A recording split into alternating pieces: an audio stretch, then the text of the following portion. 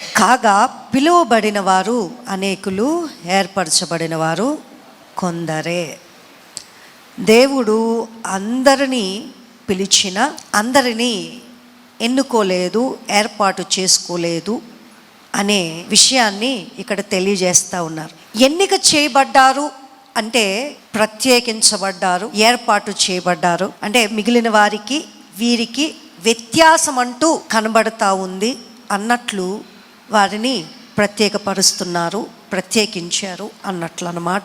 మనకు తెలుస్తుంది ఎన్నిక చేయబడ్డారు అనేది. వారిని ప్రత్యేకపరచడం కానీ లేకపోతే వారి విషయంలో ప్రత్యేకమైన ప్రణాళికను కలిగి ఉండడం కానీ మనం ఖచ్చితంగా ఆ వ్యత్యాసాన్ని గమనించగలం. అంటే మిగిలిన వారికి వ్యత్యాసం ఉంటుంది. ఎలాగా అంటే ఇప్పుడు ఏదైనా కాంపిటీషన్లో పాల్గొనాలి అంటే గనక ఎంపిక చేస్తూ ఉంటారు. ఏదైనా కాంపిటీషన్లో పాల్గొనాలి అంటే ఎంపిక చేస్తారు. అంటే ఇలాంటి వారైతేనే కుదురుతుంది, ఇలాంటి వారే దీంట్లో అర్హులు, ఇట్లా కొంతమందిని ఎంపిక చేస్తారన్నమాట. ఇలా ఎంపిక కావడం అనేది ఏమవుతుందంటే ఆ కాంపిటీషన్లో పాల్గొనడానికి ఒక ఆహ్వానాన్ని ఇస్తుందన్నమాట. అంటే దీనిలో నువ్వు పాల్గొనొచ్చు, నీకు అర్హత ఉంది దీనిలో పాల్గొనడానికి, ఈ కార్యక్రమం అవని లేకపోతే దీనికి సంబంధించిన ఒక విషయం అవని ఏదవని నువ్వు దీనిలో పాల్గొనొచ్చు అని నువ్వు అర్హత కలిగి ఉన్నావు అని చెప్పడం జరుగుతుంది. అయితే ఒకటి ఎంపిక కావడం వల్ల ప్రయోజనం ఏంటి అనేది మనం చూసినట్లయితే, అంటే ఎంపిక చేయబడడం వల్ల, ప్రత్యేకించబడడం వల్ల, మనల్ని సెలెక్ట్ చేసుకోవడం వల్ల మనకి కలిగే ప్రయోజనం ఏంటి అంటే, ఈ లోకంలో చదువులకే కానివ్వండి, ఆటలకే కానివ్వండి, లేకపోతే ఉద్యోగానికే కానివ్వండి, ఎంపిక చేస్తే లాభాలు ఉంటాయి ఉండవా? నష్టమా? నేను సెలెక్ట్ అయ్యానండి ఆ ఉద్యోగానికి అంటే అతనికి నష్టం కలిగినట్ల, లాభం కలిగినట్ల? నేను ఆ ఒలింపిక్కి నేను సెలెక్ట్ అయ్యానండి అంటే అతనికి నష్టమా లాభమా? లాభమే కదా, నష్టమైతే కాదు. ఎంపిక అవడం వల్ల, ఎంపిక చేయబడడం వల్ల ఆ జీవితానికి లాభం ఉంటుంది అన్నమాట. అంటే ఆ భవిష్యత్తు గురించి మరలా వెనక్కి తిరిగి చూసుకోని అవసరంలా. వారు ఎన్నిక చేయబడ్డారు అని మనం గ్రహించినట్లయితే, లేకపోతే మనకు తెలిసినట్లయితే, మనం ఒక ఆలోచనకు వచ్చేస్తాం, అసలు డోకా లేదండి వాడికి, ఆ కాలేజీలో సెలెక్ట్ అయ్యాడంట, ఆ జాబ్కి సెలెక్ట్ అయ్యాడంట, ఆ కోర్స్కి సెలెక్ట్ అయ్యాడంట, అంతమందిలో అండి వీడు మాత్రమేనండి. ఎంత గొప్పగా చెప్పుకుంటాం, సెలెక్ట్ అయ్యారు, ఎన్నిక చేయబడ్డారు అంటే గనక. అయితే ఎగ్జాంపుల్ మనం చూసినట్లయితే, అంటే ఎన్నిక చేయబడ్డారు అనే దాని విషయంలో ఎగ్జాంపుల్ మనం చూసినట్లయితే, ఇప్పుడు చాలా మంది మన చర్చ్లోనే నవోదయ దానికి టెస్ట్ రాయిస్తూ ఉంటారు కదా. రాయించినప్పుడు సెలెక్ట్ అయ్యేసరికి ఎంత సంతోషమో పేరెంట్స్కి. కారణం అక్కడ చాలా మంచి విద్య, వసతి, ఇవన్నీ కూడా ఫ్రీగా ఎన్నిక చేయబడిన వారికి, అవునా, ఫ్రీగా, మళ్ళీ వెనక చూసుకోవాల్సిన అవసరం లేకుండా, జస్ట్ ఒక 6th క్లాస్ నుంచి ఇంటర్ వరకు కూడా, ఇంటర్ వరకు కూడా అన్ని వసతులతో కూడినటువంటి విద్యను అందిస్తూ ఒక మంచి భవిష్యత్తుకి పునాదిని వేస్తారు. కాబట్టే ఈ నవోదయ ఎంట్రన్స్ ఇవి రాయించడానికి తల్లిదండ్రులు అంత ఇష్టపడుతూ ఉంటారనమాట. జస్ట్ ఈ లోకంలో ఉన్నటువంటి పరిస్థితులకే ఎన్నిక చేయబడితే, అది ఆటలు కానివ్వండి, ఉద్యోగం కానివ్వండి, స్కూల్స్ కానివ్వండి, మరే ఇతర పరిస్థితులు కానివ్వండి, ఎన్నిక చేయబడుతూ ఉంటే సంతోషం, ఆ భవిష్యత్తు గురించి మనం ఆందోళన చెందనవసరం లేదు అనే పరిస్థితి కలిగేలాగా మనం అంత ఆనందిస్తూ ఉన్నామే. మరి దేవుడు ఎన్నుకోవడం వల్ల, నాకు రీసౌండ్ వస్తుంది, దేవుడు ఎన్నుకోవడం వల్ల మరి ఇంకెన్ని ప్రయోజనాలు ఉంటాయంటారు? ఈ లోకంలో ఉన్న పరిస్థితులు, ఉద్యోగాలు, అవకాశాల్లో మనం ఎన్నిక చేయబడితేనే మనకు ఒక భరోసా అంటూ ఉంటుందే. మరి దేవుడు ఎన్నిక చేస్తే ఆ జీవితానికి భరోసా ఉంటుందా ఉండదా? ఆ జీవితానికి మేలులు, ప్రయోజనాలు మనం పొందుకుంటామన్నమాట. మనుష్యులు ఎన్నిక చేసే వాటికే బోల్డ్ ప్రయోజనాలు ఈ లోకం అందిస్తూ ఉంటే, మరి దేవుడు ఎన్నిక చేసే విషయంలో మరి ప్రయోజనాలు మనకు ఉండవంటారా? అయితే ఈ లోకంలో ఎన్నిక చేయబడితే అది కొంతవరకే భరోసాని ఇస్తుందేమో కానీ, దేవుడు ఎన్నిక చేస్తే ఈ లోకంలో ఆ లోకంలో కూడా ప్రయోజనకరమైనటువంటి భవిష్యత్తుని దేవుడు మనకి అనుగ్రహిస్తూ ఉన్నాడు, ఏర్పాటు చేస్తూ ఉన్నాడు. యోహాను సువార్త 10:10 మనం చూసినట్లయితే, గొర్రెలకు జీవము కలుగుటకును అది సమృద్ధిగా కలుగుటకును నేను వచ్చితినని మీతో నిశ్చయముగా చెప్పుచున్నాను. చాలు, ఇక్కడ వాక్యం అంటా ఉంది, యేసయ్య అంటా ఉన్నారు, మీకు లోటు లేకుండా, మీకు ఇరుకు రాకుండా, మీకు నష్టం లేకుండా, అది ఎక్కడైనప్పటికీ కూడా ఒక భరోసా కలిగిన జీవితాన్ని నువ్వు పొందుకుంటావు. ఇదిగో నేను మాట ఇస్తా ఉన్నాను, గొర్రెలకు జీవం కలుగుటకు, అది సమృద్ధిగా కలుగుటకు నేను వచ్చితనని మీతో నిశ్చయముగా చెప్పుచున్నాను. ఏదో ఊరికే ఎన్నిక చేస్తే ఏదో ఊరికే చేసినట్లు కాదంట. అంటే ఊరికే ఏదో సెలెక్ట్ అని మొత్తం గుంపులో నిన్ను తోసివేయడం కాదు. దేవుడు ఒక భరోసాని ఇస్తా ఉన్నాడు. ఏంటి ఆ భరోసా అంటే, నీకు జీవం కలుగుటకు. అది ఎలాంటి జీవం కలగడానికి? సమృద్ధి జీవం. ఏదో సగం మాత్రం కాదు, సంపూర్ణమైన జీవం కలగడానికి నేను వచ్చాను అంటా ఉన్నాడు. మనకి జీవితాన్ని ఇవ్వడానికి. ఏమండి, ఈరోజు జీవించట్లేదా మేము? కొత్తగా దేవుడు జీవితాన్ని ఇచ్చేది ఏంటి అంటే, ఏదైనా తోటలో ఆదాము అవ్వని దేవుడు నిర్మించినప్పుడు, ఏమయ్యా ఎందుకయ్యా ఇన్ని ఆటంకాలు వస్తూ ఉన్నాయి? ఎన్నిక చేయబడ్డం ఇష్టం లేదు సైతానికి. మనం విడవబడ్డమే కావాలి వాడికి. వాడితో పాటు నరకానికి లాక్కెళ్ళిపోవడమే వాడి పని. ఇందాకే చదివాం ఏంటి? దొంగతనమును, హత్యను, నాశనమును చేటుకు వచ్చును కానీ మరి దేనికి రాడు. వాడు మనల్ని చంపడానికే వస్తాడు, మనల్ని వాక్యం వినకుండా చేయడానికే వస్తాడు. ఎందుకంటే వాక్యం వింటే సమృద్ధి జీవంలోకి వెళ్ళిపోతాం కదా, అందుకని పనే అది. అందుకని ఇన్ని ఆటంకాలు, ఇరుకులు, సమస్యలు. అయితే వీటన్నిటి నుండి కూడా వీటన్నిటి నుండి కూడా మనం అద్భుతమైనటువంటి జీవాన్ని పొందుకోవాలని దేవుడు రావడం. ఏదైనా తోటలో ఆదాము అవ్వ విషయం మనం చూసినట్లయితే, ఎప్పుడైతే ఆ పండు తింటావో నిశ్చయముగా నీవు చచ్చెదవు అని దేవుని మాట. అంటే వెంటనే చచ్చారా అంటే లేదు, కానీ ఆత్మీయముగా చచ్చిపోయారు.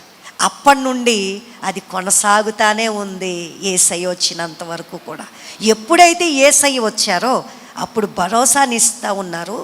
మీకు జీవాన్ని ఇవ్వడానికి వచ్చా, జీవితాన్ని ఇవ్వడానికి వచ్చా. కారణం, చచ్చిన పరిస్థితిలో ఉన్నారయ్యా.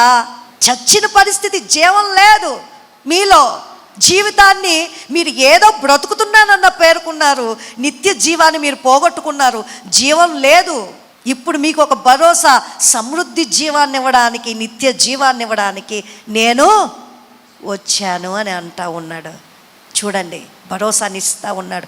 ఈ లోకంలో ఉద్యోగానికి, ఈ లోకంలో ఎన్నిక చేయబడ్డానికి, ఈ లోకంలో ఇవ్వబడే పరిస్థితులకి అబ్బో భవిష్యత్తు భలే ఉంటుంది అనే సంతోష సంబరంతో మనం చాలా గొప్పగా ఫీల్ అయిపోతూ ఉంటాం. అయితే ప్రియ దేవుని బిడ్డ, యేసయ్య ఇచ్చే సమృద్ధి జీవం ఇంకా డోకా లేదంట. గమనించండి. మరి దానికి ఇంకెంత సంతోషముతో నువ్వు ఎన్నిక చేయబడ్డావు అనే దానికి నువ్వు ఇంకెంత సంతోషముతో ఉండాలి. గమనించండి. పిలువబడిన వారు అనేకులు, ఏర్పరచబడిన వారు కొద్దిమందే. మరి ఆ ఎన్నిక ఎంత విలువైందో మీరు ఖచ్చితంగా తెలుసుకోవాల్సిన వారై ఉన్నారు. ఏది నిట్ కాలేజీలో సీట్ వచ్చి సెలెక్ట్ అయ్యారు, అక్కడ సీట్ వచ్చింది అంటే ఎంత గొప్పగా చెప్పుకుంటామండి. అసలు మామూలు మాటలు కాదు. జస్ట్ ఈ లోకంలో ఉన్న వాటి విషయంలోనే ఎన్నిక చేయబడ్డాము అని అంటేనే, సెలెక్ట్ అయ్యాము అంటేనే అంత గొప్పగా చెప్పుకుంటామే. మా అబ్బాయి మెడికల్ సీటు ఎంత ర్యాంక్ వచ్చిందో తెలుసండి, 10,000. రాసిన వాళ్ళు 10 లక్షలు. అది గర్వంగా ఫీల్ అయిపోతూ ఉంటారు. అంటే ఈ లోకంలో ఉన్న పరిస్థితుల్లోనే ఎన్నిక చేయబడ్డాము, ప్రత్యేకించబడ్డాము, మనం ఎలక్ట్ చేయబడ్డాము, లేకపోతే సెలెక్ట్ చేయబడ్డాము అంటే అంత గొప్పగా ఫీల్ అవుతూ ఉంటే, మరి దేవుని విషయంలో దేవుడు నిన్ను ఎన్నిక చేసుకున్నాడు, సమృద్ధి జీవానికి ఎన్నిక చేసుకున్నాడు, మధ్యలో విడిచిపెట్టడానికి కాదు. నువ్వు ఎన్నిక చేయబడినటువంటి ఉద్యోగం 60 సంవత్సరాల తర్వాత నిన్ను బయటకు తోస్తుందా దొయ్యదా ఉంచుకుంటుందా?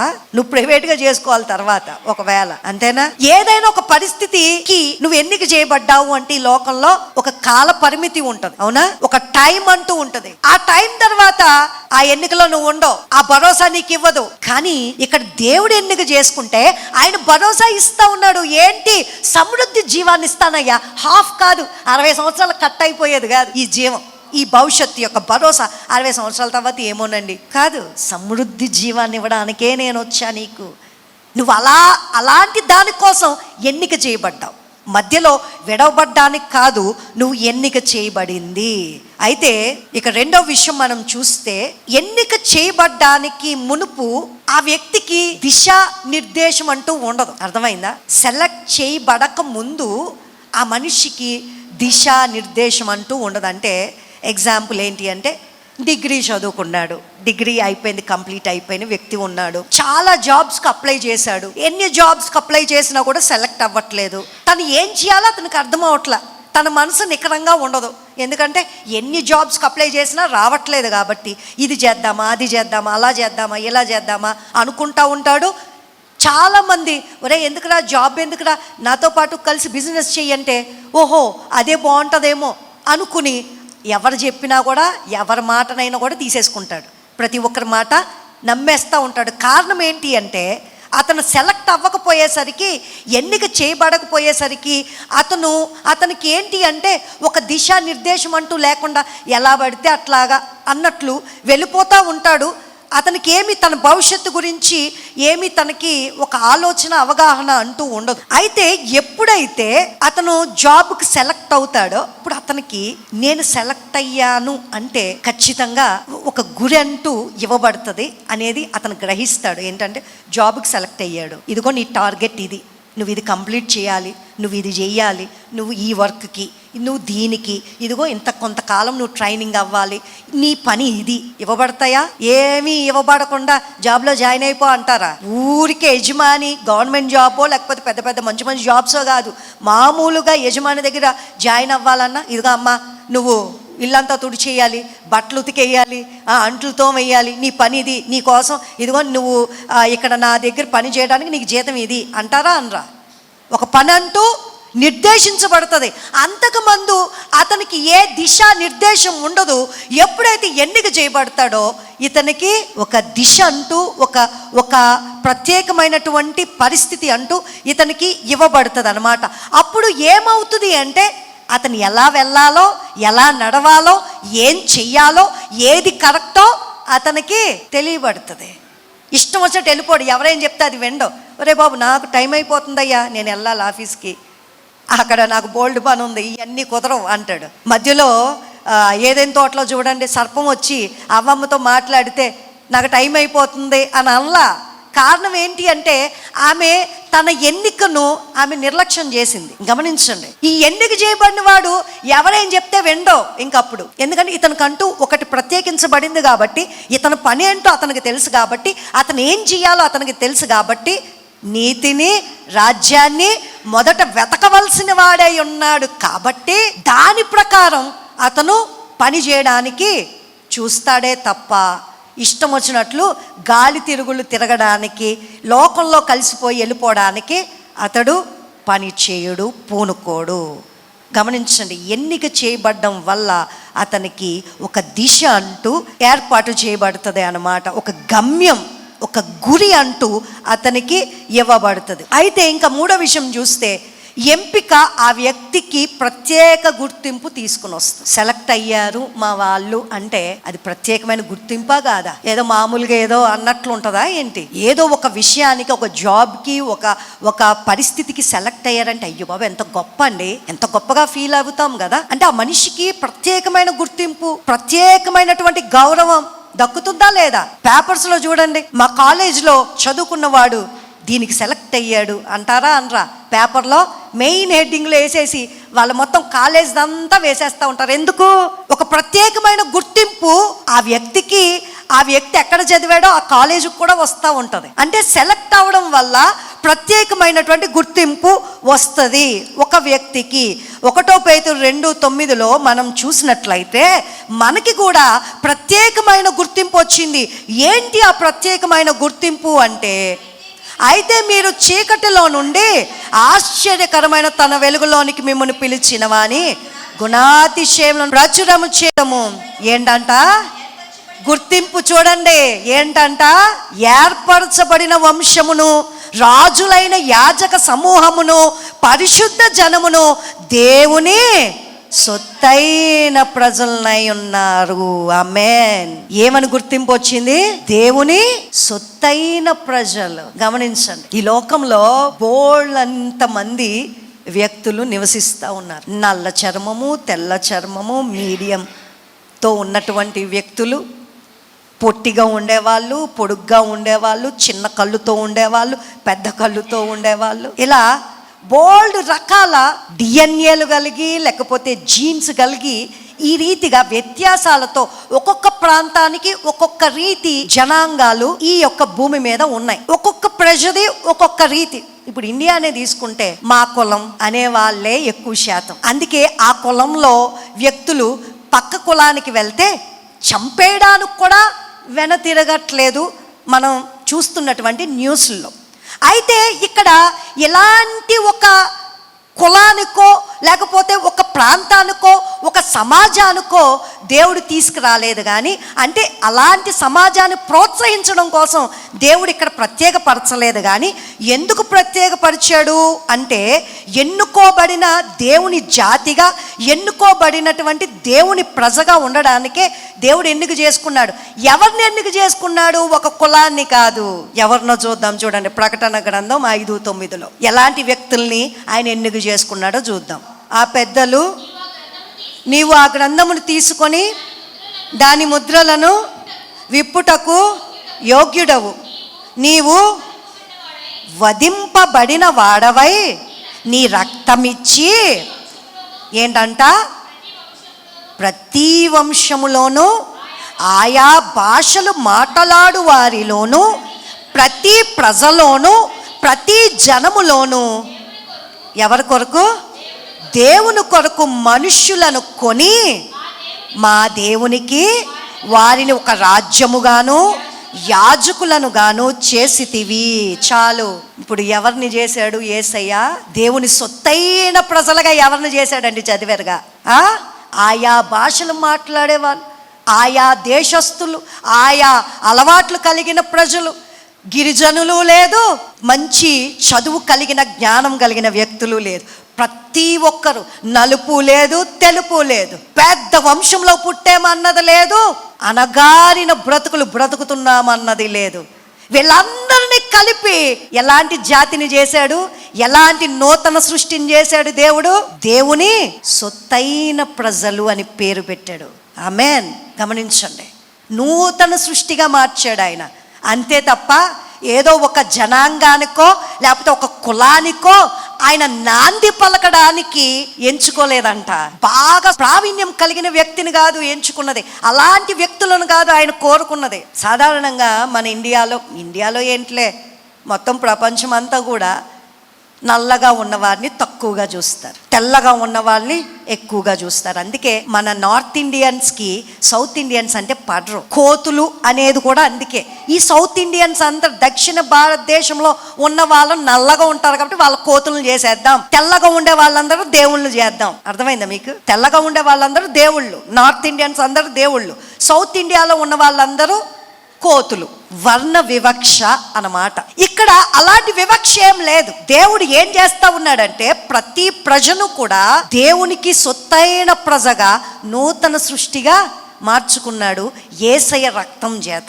గమనించండి, మనకి ఒక గుర్తింపును దేవుడు ఇవ్వడం జరిగింది. అంటే ఒక అద్భుతమైనటువంటి ఎంపిక చేసుకుని మనకి ఒక గుర్తింపును దేవుడు ఇచ్చాడు చీకటిలో నుండి. అందుకే చాలాసార్లు చూడండి, కొంతమంది వ్యక్తులు మార్చబడినప్పుడు అయ్యి బాబా వీడా ఎంత ఘోరమైన త్రాగుబోతండి, ఇదివరకు ఎలాంటి జీవితం అనుకుంటున్నారు, ఈరోజు చూడండి అంటున్నామా లేదా?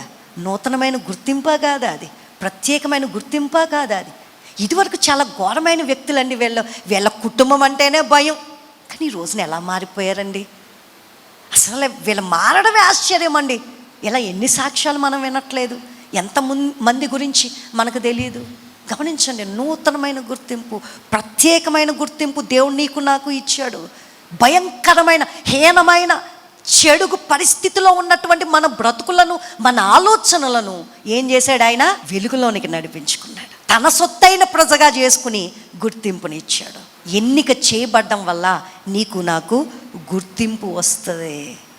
ఆమె నీకు నాకు గుర్తింపు వస్తుంది. ఇంకా 4వ విషయం చూస్తే, ఎంపిక చేయబడ్డం వల్ల ఆ మనిషి యొక్క దృష్టి కోణం మారుతుంది. ఏ వ్యక్తి అయితే ఎంపిక చేయబడ్డాడో, ఎన్నిక చేయబడ్డాడో ఆ వ్యక్తి యొక్క దృష్టి కోణం మారుతుంది. అంటే అప్పటి వరకు తన గురించి చెయ్యాలి అనుకుంటాడు, తన గురించే చూసుకుంటాడు, తన గురించి ఆలోచన చేస్తాడు, తను స్వయం కోసమే ఆలోచన చేస్తాడు. ఎప్పుడైతే సెలెక్ట్ అయ్యాడో ఒక పనికి, అప్పుడు ఏ పనికి సెలెక్ట్ అయ్యాడో దానికోసం ఆలోచన కలిగి ఉండి దానికోసం పని చేయడం మొదలు పెడతాడు. అవునా కాదా? అంతేనా? దృష్టి కోణం మారుతుంది అప్పుడు వరకు. అప్పటి నుండి ఎప్పుడైతే ఎన్నిక చేయబడ్డాడో అప్పటి నుండి అతని దృష్టికోణం మారుతుంది. అందుకే పౌలు అంటాడు వాక్య భాగంలో 2 తిమోతి 2:10 ఏమని అంటా ఉన్నాడంటే, అంటే ఈయన దృష్టికోణం ఎలా దేవుడు మార్చాడో మనకు కనబడుతుంది. చూడండి. అందుచేత ఏర్పరచబడిన వారు నిత్యమైన మహిమతో కూడా క్రీస్తు యేసునందలి రక్షణ పొందవలెనని నేను వారి కొరకు సమస్తము ఓర్చుకొనుచున్నాను. చాలు. పౌలు అంటా ఉన్నాడు, ఆయన ఏర్పరచబడిన వారు, మిగిలిన వారు, తన తోటి వారు ఎవరైతే ఏర్పరచబడతారో వారి కోసం నిత్యమైన మహిమ వారికి కలగాలని, వారు క్రీస్తు యేసునందు రక్షణ పొందాలని నేను వారి కొరకు సమస్తాన్ని ఓర్చుకుంటున్నా. ఎవరి కోసం? ఇతని కోసం కాదు, పక్క వారి కోసం, తోటి వారి కోసం. వారు బాగుండాలి, వారు రక్షించబడాలి, వారు మార్చబడాలి, వారు దేవునిలో ఎదగాలి, వారు దేవుని సొత్తైన ప్రజగా రావాలి. అసలు పౌలు ఏర్పాటు చేయబడ్డం కూడా అందుకే, దేవుడు అందుకే ఎన్నిక చేశాడు. అవునా కాదా? అవునా? తన కోసం తను రక్షించబడ్డానక పౌలుని ఎన్నిక చేసింది దేవుడు? సాక్ష్యం ఇవ్వడానికి ప్రతి వ్యక్తిని కూడా దేవునిలోనికి నడిపించాలి అని పౌలుని ఎన్నిక చేసుకున్నాడు దేవుడు. నిన్ను నన్ను కూడా ఎంపిక చేసుకోవడానికి కారణం ఏంటి అంటే మన దృష్టికోణాన్ని మార్చడం కోసమే ఎన్నిక చేసుకున్నాడు. ఏమని? నీకంటే ఒక పని ఇవ్వబడిందయ్యా, నువ్వు నీ కోసమే కాదు, నీ పుట్టడం, నువ్వు పెళ్లి చేసుకోవడం, నువ్వు పిల్లల్ని కండం, వాళ్ళకి పెళ్ళిళ్ళు చేయడం, నువ్వు ఆస్తులు సంపాదించడం, ఇది కాదయ్యా, ఇది కాదు. ఈ దృష్టి మార్చుకో, ఆ దృష్టి కోణాన్ని మార్చుకో. నీకంటూ ఒక పని ఇవ్వబడింది. అది ఏంటి అంటే దేవుని కోసం నువ్వు పని చేయడం, దేవుని కోసం నీ ప్రక్కన వారిని, ఆత్మలను రక్షించడం, దేవుని కోసం నువ్వు సాక్షిగా జీవించడం. గమనించండి, ఎంతమంది చేస్తూ ఉన్నారు ఈ రీతిగా. ఎన్నిక చేయబడ్డాము అనుకునేవారు, వారికి ఇవ్వబడినటువంటి పని ఏంటి అంటే అనేక ఆత్మలను రక్షించవలసినటువంటి బాధ్యత వారికి ఉంది. గమనించండి, దేవుడు ఎంపిక చేసుకున్న వారిని ఈ రీతిగా ఇన్ని రీతులుగా పనిచేయ నిమిత్తం ఎన్నిక చేసుకున్నాడు, ఏర్పాటు చేసుకున్నాడు. ఊరికినే మనం వచ్చేసి ఇక్కడ కూర్చున్నాము అనుకుంటున్నారేమో మీలో కొంతమంది. ఏదో టైం పాస్కి పొద్దున్నే రావాలి, వచ్చాము, 1 గంట 2 గంటలు ఉన్నాం, వెళ్ళిపోదాం. కాదు. మీరు ఎన్నిక చేయబడిన వారా, పిలువబడిన వారా? ఈరోజు ఆదివారం చర్చ్ ఉంటుంది, రండి, పిలువబడిన వారు. ఈరోజు ఆదివారం నేను దేవుని దగ్గరికి వెళ్ళాలి, అంతేకాదు నా పని అంటూ అక్కడ ఒకటి ఉంటుంది, నా పనిని నేను జరిగించాలి, నేను విన్నదాని ప్రకారం నేను జీవిస్తూ అనేక మందిని దేవునిలోనికి నడిపించాలి, నాకంటూ ఒక పని ఇవ్వబడింది. నేను పుట్టాను అంటే ఏదో బతికేస్తున్నాను 3 పూటలా తినేసి అని కాదు. దేవుడు నాకు ఇచ్చిన పనిని, నా ఎన్నికను నేను ఖచ్చితంగా 10 మందిలో ఆ ప్రత్యేకతను చాటి చూపించాలి. ఈ రీతిగా ఎంతమంది వస్తూ ఉంటారు? ఎంతమంది వస్తూ ఉన్నారు? నీ ఎన్నిక గురించి నీకు తెలిస్తే నీకు బాధ్యత వస్తుంది. నీ ఎన్నిక గురించి నీకు తెలిస్తే అంటే అది ఎంత విలువైనదో, అది ఎంత ప్రత్యేకమైనదో, అది ఎంతమందికో లేనిదో అది నీకు అవగతం అవుతుంది. నీ ఎన్నిక గురించి నీకు తెలిస్తే. ఒకవేళ నీ ఎన్నిక ఆఫ్టర్ ఆల్ అనుకున్నావు అనుకో, ఏసావులాగా ఏమవుతుంది? జ్యేష్ఠత్వాన్ని అమ్ముకునే పరిస్థితి అవుతుంది. అంటే ఎన్నికను అని తృణీకరించే పరిస్థితి అవుతుంది. గమనించండి, నువ్వు ఎప్పుడైతే నీ ఎన్నికను, నీ ఏర్పాటును అది అద్భుతంగా చూస్తావో, అది విలువగా చూస్తావో, ఇది అందరికీ వచ్చేది కాదు. దేవుడు నన్నే ఎందుకు కోరుకున్నాడు, నన్నే ఎందుకు పిలుచుకున్నాడు, నాకే ఎందుకు ఈ బాధ్యతను అప్పగించాడు, నేనే ఎందుకు ఇక్కడ ఉన్నాను, దీనిని నువ్వు ఆలోచన చేసుకున్నట్లయితే నువ్వు వృధాగా పోనిచ్చుకోవు, వృధా చేసుకోవు. ఆ ఎన్నిక ప్రకారం నువ్వు జీవించడానికి తీర్మానం చేసుకుంటావు. అబ్బా, నేను ఎన్నిక చేయబడ్డాను అంటే, నా అంత సూపర్, నా అంత భక్తి, నా అంత పవిత్రత ఎవరికి ఉండదు, అసలు నా అంత తెలివితేటలు ఉండవు అనుకుంటున్నావా? ఒకసారి 1 కొరింథీ 1:26 చూద్దాం. చూడండి, నువ్వు అలా అనుకోవడానికి, నేను అలా అనుకోవడానికి అవకాశమే లేకుండా దేవుడు స్వయంగా ఆయన యొక్క మాటలను నీకు నాకు తెలియజేయిస్తా ఉన్నాడు. సహోదరులారా, మిమ్మల్ని పిలిచిన పిలుపును చూడుడి. మీలో లోకరీతిని జ్ఞానులైనను, గనులైనను, గొప్ప వంశము వారైనను అనేకులు పిలువబడలేదు. కానీ చాలు, మీలో జ్ఞానులు ఉన్నారా? ప్రొఫెసర్ అండి, ఇంజనీర్ అండి, డాక్టర్ అండి, మేము చాలా జ్ఞానులం అనుకుంటుంటే సొలొమోనుకి మించిన జ్ఞానమే ఎవరికి ఉండదేమో అసలు, నిజం చెప్పాలి అంటే. ఎందుకంటే ఆయన ఆల్రెడీ రాసేసిన తర్వాత వాటినన్నిటినీ కూడా పరిశీలన చేసి వాటినన్నిటినీ కూడా చూస్తూ ఉన్నారు. ఈ రోజున ఆ మొక్క దగ్గర నుంచి, జంతువు దగ్గర నుంచి అన్నిటి గురించి రాశాడంట ఆయన. జ్ఞానులు అన్న వ్యక్తులు, విచిత్రమైన విషయం, ఆ సొలొమోను కూడా అంత జ్ఞాని కూడా, ప్రసంగం, పరమగీతం, సామెతలు రాసిన వ్యక్తి కూడా ఘోరమైన విషయం, ఎన్నికలో లేడు. ఎందుకంటే దేవుడు ఎన్నిసార్లు చెప్పినా అతని మార్గం తప్పిపోయే వెళ్ళిపోయాడు. గమనించండి, జ్ఞానులైనను, ఘనులైనను, గొప్ప డబ్బు ఉన్న వాళ్ళంటే ఏం డబ్బు ఉంది మనకి, ఓకే, గొప్ప వంశము వారైనా, మేము మంచి కులంలో పుట్టామండి అనడానికి, మంచి వంశం అనడానికి, అసలు నిజంగా మీ వంశంలో లేకపోతే మీ కులం, మీ యొక్క ఆ కుటుంబ పరిస్థితిలో 7 తరాల వరకు నీకు తెలుసు నీ ముందు నుంచి. దానికి ముందు ఎవరెవరు ఎలా జీవించారు నీ మొహానికి ఏం తెలుసు? ఎలా మీ యొక్క కుటుంబాలు ఏమేమయ్యాయో మీకేం తెలుసు? చెప్పగలరా ఎవరైనా? ఎవరని చెప్పలేం, మీరేంటి నేనేంటి, ఎవరని చెప్పలేం. గొప్ప వంశం అనడానికి ఏం లేదు. ఎవరెవరు ఏమేం చేశారో 7 తరాలు అంటున్నాను. 7 తరాలు ఏం తెలుసు? నా మొహం. మనకు ముందు తరం గురించే మనకు సరిగ్గా తెలియదు. వాళ్ళు ఏమేమి ఎదవ పనులు చేశారు. వాళ్ళు ఏమైనా పరిశుద్ధులు, పవిత్రులా? మనుషులండి. వాళ్ళే కాదు, మనం కూడా మనుషులు. మన తలంపులు, మన ఆలోచనలు గొప్ప పరిశుద్ధమైనటువంటి పరిస్థితిలో ఉన్నాయా? కాదే. ఇక్కడ గొప్ప వంశం వారు అనడానికి కూడా లేదు. అనేకులు పిలవబడలేదు. కానీ అంటే ఇలాంటి క్వాలిటీసు, ఇలాంటి అర్హతలు ఉన్నాయి కాబట్టి నువ్వు నేను పిలవబడలేదు. కానీ నీకు నాకు మంచి పరిశుద్ధమైన జీవితం ఉంది కాబట్టి నువ్వు నేను పిలవబడలేదు. కానీ ఏ శరీరియో దేవుని ఎదుట అతిశయింపకుండునట్లు జ్ఞానులను సిగ్గుపరచుటకు లోకములో నుండి వెర్రి వారిని దేవుడు ఏర్పరచుకొని ఉన్నాడు. ఒక్కసారి పేతురు ఏం చదివాడు అంటారు? ఐఏఎస్, ఐపీఎస్, ఎంబీబీఎస్, ఇంజనీరింగ్ లాంటివి ఏమన్నా చదివాడా అండి? మీకు ఏమన్నా తెలుసా? ఆయన పని ఏంటి, ఆయన వృత్తి ఏంటి? అది మీరు చాలా జ్ఞానవంతులండి. ఆయన పని ఏంటి? చేపలు పట్టుకునేవాడు. చేపలు పట్టుకునేవాడు. ఆయన నిలబడి వాక్యాన్ని ప్రకటన చేస్తే 3,000 మంది మార్చబడ్డారు. ఆయన నిలబడి వాక్యాన్ని ప్రకటన చేస్తే 5,000 మంది మార్చబడ్డారు. దేవుని బిడ్డ, ఒక రకంగా పౌలు ఆయన మాట్లాడాడు అంటే అయ్య బాబా ఆయన జ్ఞాని అనుకోవచ్చు. మరి పేతురికి ఎక్కడి నుండి వచ్చింది ఈ జ్ఞానం? గమనించండి, పరిశుద్ధాత్మ శక్తి ఆయన నింపినప్పుడు ఆయన ఆ రీతిగా వాక్యాన్ని ప్రకటన చేస్తూ ఉంటే అంతమంది రక్షించబడ్డారంట. గమనించండి, ఎవ్వరూ అతిశయించడానికి వీలు లేకుండా, నేను గొప్ప తెలివైన వ్యక్తిని, నేను చాకచక్యం కలిగినోడిని, నాకు మించి ఎవరు ఆలోచన చేయరు, నాకు ఈ బైబిల్ ఇక్కడ నుండి అక్కడ వరకు పూర్తిగా తెలుసు, నేను అస్సలు ఆ బైబిల్ ఓపెన్ చేయకుండా ఎక్కడంటే అక్కడ వచనాలు తీసేస్తాను, అవి కాదు కావాల్సింది. ఏది కావాలో తెలుసా?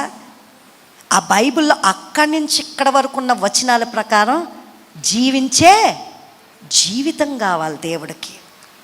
గమనించండి, నీ నోటితో వల్లించే మాటలు దేవుడికి అవసరంలా.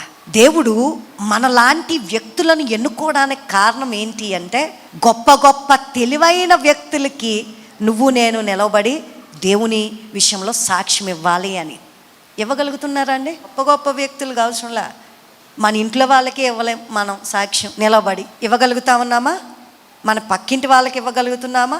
మనతో పాటు చదువుకునే వాళ్ళకి, మనతో పాటు జాబ్ చేసుకునే వాళ్ళకి సాక్ష్యం ఇవ్వగలుగుతా ఉన్నామా? మనం మాట్లాడుతూ ఉంటే, మనం ఏదన్నా డెసిషన్ తీసుకుంటూ ఉంటే, లేకపోతే మన ప్రవర్తన ఆ విధానం ఎదుటివారు చూస్తూ ఉంటే, అసలు వీళ్ళకి ఎక్కడి నుంచండి ఇదంతా, వీళ్ళు ఏంటండి ఇదంతా, వీళ్ళు ఎవరండి, ఏం చేస్తారండి అనే ఆలోచన తెప్పించగలుగుతా ఉన్నావా? ఆలోచించుకోండి. దేవుడు నిన్ను నన్ను పిలుచుకుంది, వెర్రివారమైనటువంటి మనల్ని పిలుచుకుంది ఎందుకు అంటే, జ్ఞానులను వారిని ఆశ్చర్యపరచడానికి. మరి ఎంత ఆశ్చర్యానికి గురి చేస్తూ ఉన్నాం మనం? వీళ్ళ అనే అపహాస్యానికి గురి చేసే పరిస్థితి, గురయ్యే పరిస్థితి తప్ప దేవునికి ఘనత తీసుకునే వచ్చే పరిస్థితే ఉండట్లేదు. ఆ వెర్రి వారిని దేవుడు ఏర్పరచుకున్నాడు, బలవంతులైన వారిని సిగ్గుపరచుటకు లోకములో బలహీనులైన వారిని దేవుడు ఏర్పరచుకున్నాడు. చూడండి, దేవుడు ఏర్పాటు చేసుకున్న వారు ఎలాంటి వారు అంటే, ఎందుకు పనికిరాని వారు, ఏ అర్హత లేదు. మనం గర్వపడడానికి, మనం అతిశయపడడానికి. నిక్ విజికిక్ అని ఒక ఆస్ట్రేలియన్ ఒక ఆయన ఉంటాడు. జస్ట్ మొండెమే ఉంటుంది, ఆయనకి కాళ్ళు చేతులు ఉండవు. ఆయన ఇటు అటు తిరుగుతూ దేవుని వాక్యాన్ని ప్రకటన చేస్తే, నీ బ్రతుకి నా బ్రతుకి ఏమనిపిస్తుంది? మొండెం ఉన్నటువంటి ఆయనే పరిచర్య చేస్తూ ఉన్నాడు. నా బ్రతుకేంటి, దరిద్ర బ్రతుకు, అవయవాలన్నీ ఉండి నేను క్షేమంగా ఉండి దేవుని కోసం ఏం చేస్తున్నాను అనిపిస్తుందా? అనిపించదా? గమనించండి, దేవుడు అందుకే అలాంటి వ్యక్తులను ఎందుకు చేసుకుంటాడంట, నీకు నాకు సిగ్గు తెప్పించడం కోసం. ఒకవేళ మనం తప్పిపోతూ ఉంటే, నేను అనేది అది, ఒకవేళ మనం తప్పిపోతూ ఉంటే గమనించండి, మరి మనం అనేక మందిని దేవుళ్ళలోనికి నడిపించవలసిన వ్యక్తులమై ఉన్నాం కదా. మనం ఆ రీతిగా మనం పని చేయగలుగుతూ ఉన్నామా? గమనించండి, ఎన్నిక చేయబడ్డాము అంటే గర్వపడడానికి లేదు. ఎన్నిక చేయబడ్డాము అంటే ఒక గురిని కలిగి ఉంటాం. ఎన్నిక చేయబడ్డాము అంటే మనం ఒక మన దృష్టి కోణం మార్చబడతా ఉంటుంది. ఎన్నిక చేయబడ్డాము అంటే మనం ప్రత్యేకమైన గుర్తింపును పొందుకొని ఉంటాం. గమనించండి, ఈ ఎన్నికను మరి కడవరకు అలా నడిపించుకోవాలా వద్దా? లేకపోతే ఇస్కరియోతు యోధాలు అయిపోతారా? ఏర్పాటు చేయబడ్డాము అన్నప్పుడు కడవరకు మనం ఆ ఏర్పాటులో ఉండాలి. ఒకసారి ఏర్పాటు చేసేసుకున్నాడండి, పర్వాలేదండి, ఇంక నేను ఎలా తిరిగేసినా అంటే కుదరదు. ఇస్కరియోతు యోధ పరిస్థితి ఏమైంది? ఆయన ఎన్నిక చేసుకున్న దానిలోనే ఉన్నాడు, ఆ 12 మంది అపోస్తుల్లోనే ఉన్నాడు ఇస్కరియోతు యోధ.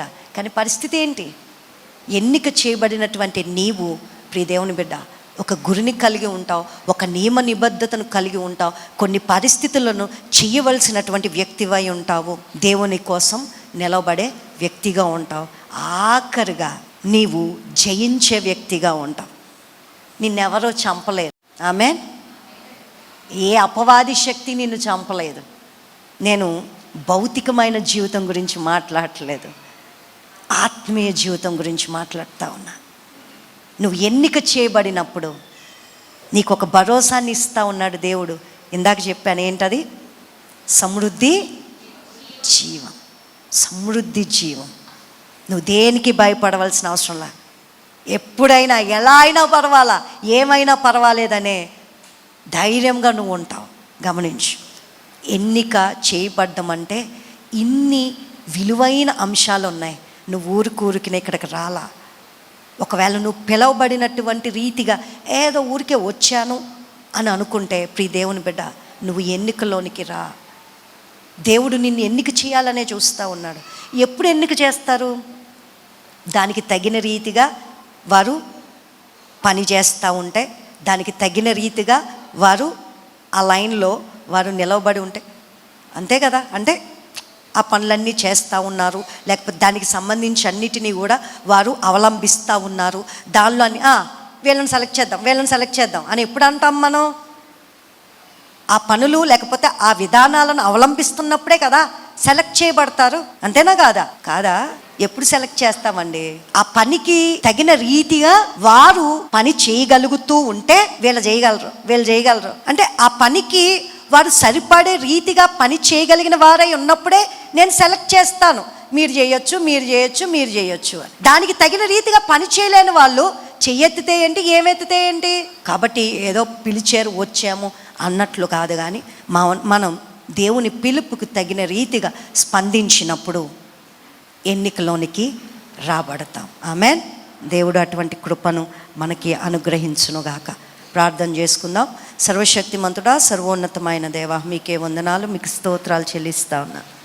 నమ్మదగిన దేవుడు నాయన, కృపగలిగిన దేవుడు తండ్రి, మమ్మల్ని ఎన్నిక చేసుకున్నావు నీవు నీ స్వరక్తం ఇచ్చి, నీ ప్రజగా, నూతన సృష్టిగా, దేవుని సొత్తైన ప్రజగా. ఎంత అద్భుతమైన మాట మాకిచ్చావు.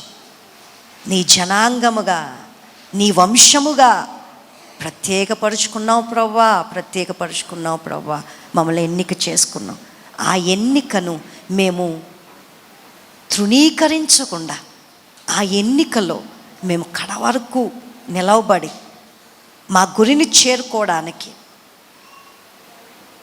ఒక సక్సెస్ లైఫ్, సమృద్ధి కలిగిన జీవితాన్ని పొందుకోవడానికి, నిత్య జీవాన్ని మేము అనుభవించడానికి మీ కృపా కనికరం చూపించమని ప్రతి బిడ్డను, ఈ రూపాంతర దేవాలయంలో ఉన్న ప్రతి బిడ్డను, ఈ వాక్యాన్ని వింటున్న ప్రతి బిడ్డను నీ కొరకు ప్రత్యేకపరుచుకొని నీ పనిలో బలంగా వాడుకొని అనేక మంది ఎన్నిక చేయబడు నిమిత్తం వీరు కూడా ఓర్చుకుంటూ మిమ్ములను గూర్చి సాక్ష్యం ఇచ్చే బ్రతుకులను అనుగ్రహించి నడిపించుమని నజరేయుడైన యేసుక్రీస్తు నామమున వేడుకొనుచున్నా పరమ తండ్రి. ఆమేన్.